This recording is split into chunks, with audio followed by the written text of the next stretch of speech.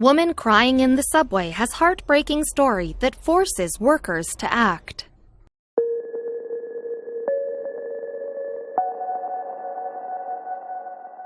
Dr. Margaret McCollum, like anyone who lost their significant other, struggled to cope with the sudden loneliness of her late husband left deep in her heart.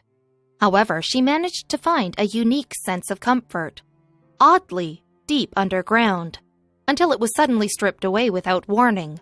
She feared the comfort she found was permanently gone, but she'd do anything to get it back. This is how you travel. Even Queen Elizabeth II took the tube once. Anyone spending time in London has minded the gap and stepped aboard the city's subway system, though it held a special place in the heart of Dr. Margaret McCollum. The London Underground. Used by millions of commuters every day, the London Underground was the preferred method for travel for Margaret, below.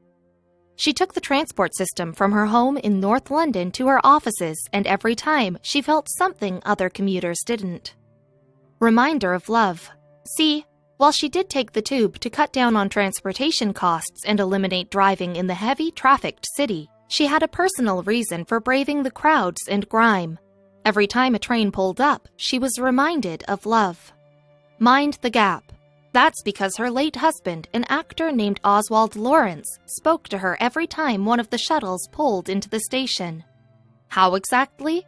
Well, it all had to do with the station's Mind the Gap warning. Hearing Oswald's voice. The booming voice cautioned riders to watch their step as they walked on and off the subway car was actually Oswald himself. Years before he passed away, he landed a contract with the London Underground, and Margaret heard him almost every day. His voice lives on. Although Oswald never attained a huge amount of fame for his acting work, after he passed away in 2007, his voice lived on throughout the northbound Northern Line and the London Underground. This helped Margaret cope. Special subway connection. Naturally, Margaret was crushed when she had lost her partner. It was devastating to lose him. He had a great zest for life, she said of Oswald, but she knew how lucky she was to have that special subway connection. Taking every opportunity, even before he died, she would wait an extra few minutes at the station to hear his voice. The two were in love, and she took any opportunity she could to hear him speak. Over time, however, Oswald's voice became less prevalent, fizzling out.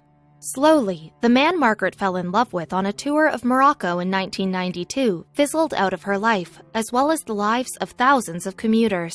Eventually, the only station that carried his particular warning and voice was Embankment.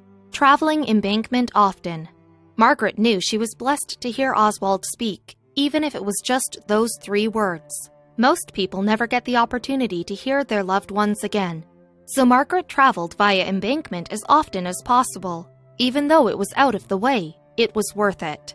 A moment of true happiness. Because for those brief few seconds Oswald spoke, nostalgia washed over her, and she was truly happy, if only for a moment. She admitted, since he died, I would sit and wait for the next train until I heard his voice. But the joy wouldn't last. A new greeting. One chilly November morning, however, Margaret was greeted with something completely different as she was waiting for a subway at Embankment. Silence. Surely something was wrong with the loudspeaker, so she waited a little longer. He wasn't there. Nothing happened. She waited for several subways to pass, but still, Oswald's voice never kicked in.